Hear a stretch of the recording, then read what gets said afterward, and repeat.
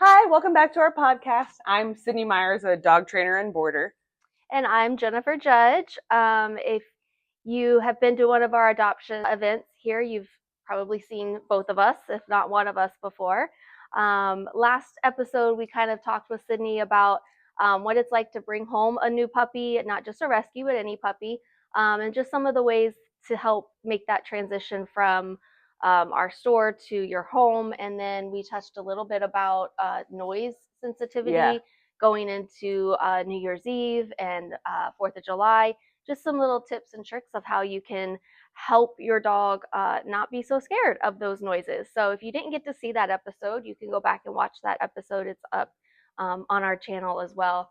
Mhm. But this episode, we kind of wanted to touch a little bit more about our rescue and who we are and what it is that we do and what makes us different from all the others that are around our area. If you did not know, we are located in Oviedo, Florida, which Mhm. is a small city just outside of Orlando. We're about 30 minutes from downtown Orlando. So, Save a Life is a pet rescue. Biggest thing is we are not a puppy mill. We are not a shelter. We've been around for quite a while now. We have a founder, and we are a 501c3. So we are a nonprofit. So we have a group of people that work together to put all this together. The big difference between being a 501c3 is that we're not government funded. There you go. So that's one of the big questions that we get a lot is if we're a shelter or if we're attached to a shelter. And most of all of our dogs come from high kill shelters in the surrounding states, which you have more details on. But that's kind of the big difference between the rescue and the shelter is that we take dogs from shelters to kind of help do some relief work and stuff like that. But we're not government funded. We're correct. Volunteer based. We are volunteer based. We are foster based. That's another big thing about Save a Life is all of our puppies, when they are not here at the event, they are in foster homes. So they are in a home with a loving family. Some of them have kids. Some of them have cats. And so they're not in a facility where they're caged the majority of the day. They get to run and play and have social interactions. And so that's another thing that makes our puppies so good about especially crate training. We talked about that on our last episode, how big crate training can be. And a lot of our puppies are already used to the crate. They know the crate. They love the crate. Some of them don't, but that's where training That's comes, for a different, comes yeah, in. yeah, yeah. But I think that's like Sydney said, we are not government funded. So a lot of our puppies, we get the question a lot, why are your fees so high? And a lot of that is based on we support ourselves with the sale of our puppies and the donations that come in from just people. So that's and what comes with the adoption fees? Because I know all of our dogs range between $320 to $500 depending on the dog. So what are they getting when it comes to that? Biggest thing with ours is yes, they are spayed and neutered before they are up for adoption. The other thing, they come with all shots up to their age. Yeah. So if they are too young for a rabies, then they're not going to have the rabies. Yeah. They also come with deworming on board. A lot of these puppies, like she said, come from surrounding states, but they're very rural areas. Alabama, Tennessee, North Carolina, Georgia, places that are just very run down, and these dogs are found roaming the streets a lot. Some of them are found abandoned. Some of them are flea infested, tick infested, manged, all kinds of things. And so when we bring them in, we have to pay for their vet care. And so that's the first thing that happens. They go to the vet, they get on board with deworming. They get started on any medications that they may need, and that costs money. Surgeries that they might need. We've had a couple dogs. We had to amputate a leg. Missing an eye. We had to take out an eye. And so that costs money. And so a lot of our fees as well go to taking care of those puppies when they need the care. And so if we have a dog who comes in and we need to fund the removal for an eye, by the time that dog is healthy enough to be adopted out, they're no longer that 12-week puppy that everybody wants. So the fees are higher for the younger, more desirable dogs. If we get a litter of Australian Shepherd puppies from a shelter, those adoption fees go towards paying for the longer, more extensive care of the other dogs. So it's not that you have this, fresh puppy who's healthy. Why is that dog not $100? This isn't the one who's expensive. No, it's not. You don't see the dogs who are expensive because they're too busy getting care from, vets and or foster homes. I'm a dog trainer, so I get a lot of the dogs that stay with me that kind of need more of that behavioral training and stuff like that. So, and that's another thing that the cost can go into, needing to get them the proper training, the proper care that they need. We put a lot of work into making sure that they are ready to be good for a home with anybody, with kids or anybody. Yeah. One of the big things people are always worried about when it comes to rescue, and rightfully so, I understand where it comes from, the dogs that are, more damaged, or they need more help, or they, have aggression problems or whatever it might be. Again, if we ran across those dogs, we wouldn't just send them off somewhere. Like they would get the training that they need, all that kind of stuff. Yes. But we also get the dogs that come in that are 12 weeks old that haven't had any of those negative experiences yet, or they haven't had any of those negative experiences at all. They hopefully never happen. So you're not always getting this dog that's going to need this crazy extensive amount of training any more than, your purebred dog. Yeah, exactly. Any more necessarily. So. Yeah. And I think that's a good thing to talk about as well. If you are looking for those older dogs, maybe it is because we get a lot of people in here. I don't want a puppy. I don't want to deal with the house breaking and all of that stuff. I don't want a puppy. Totally get that. A lot of our puppies are in that 12 to 14 week stage, so a lot of them are kind of on their way to becoming housebroken. So it's not like starting with the 8-week puppy who has no clue. Yeah, we get by the time they come to us in the store here. They're kind of almost there, so they're not quite, but they're on the brisk. But at any rate, we get the ones that want the older dogs to come into, and that's just something that I think it's important to have that conversation with your family, especially if you have kids.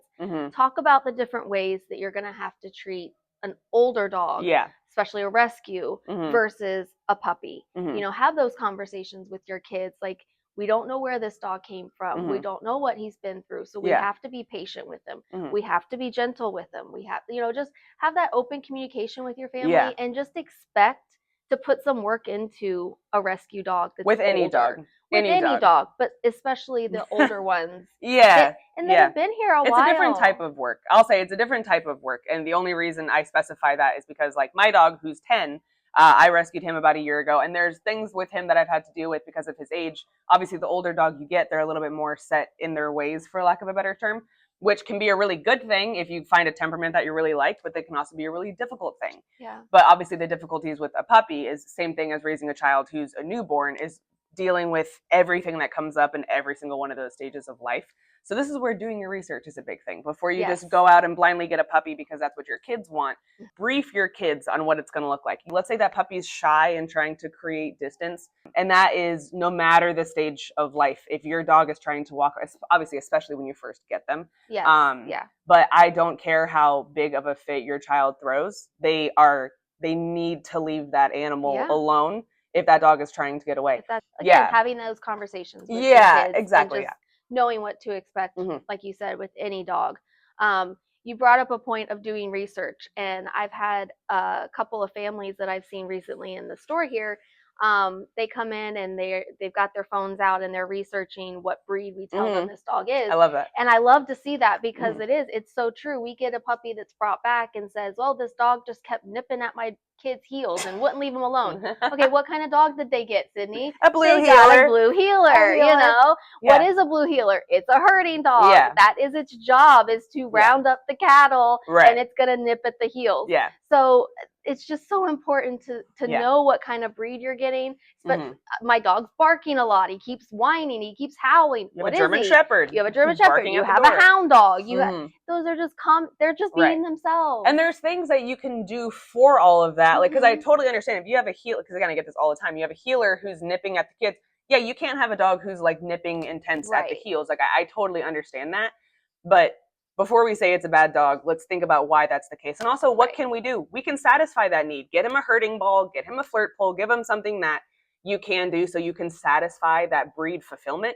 And then you will see a reduction in those behaviors because you're giving that dog an outlet. It's not about training a healer not to nip, not to be a healer. You're not going to be able to do that. But you can give him a place where he's allowed to go do that. A little bit like sending the kid to a playground. You can't tell a kid to not have energy. Yeah. You have to give them a place to Yeah. go do that. And that goes for any breed of dog. So look up, see what's realistic for you. If you have a dog that runs 5 miles a day, but you're a marathon runner, yeah, great dog for you. If you want a couch potato dog, get yourself more of a couch potato dog. So the breeds matter more than just, you know, how cute the dog is. If you want a dog that you can go hunting with, there's breeds for that. But if you get a hunting dog and you don't plan on hunting and it's going to stay in your apartment all day, you might run into might run into destroying things, like that.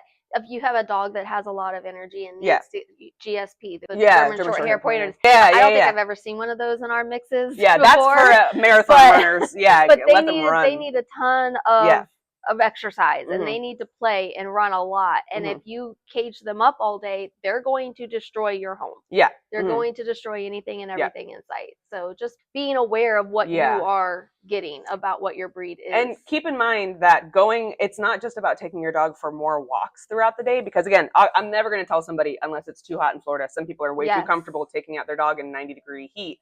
But that ground. I'm never going to tell you like not to do more walks for your dog. That's obviously good. But if you have a hunting dog, it might be that they want to sit there and stare at birds.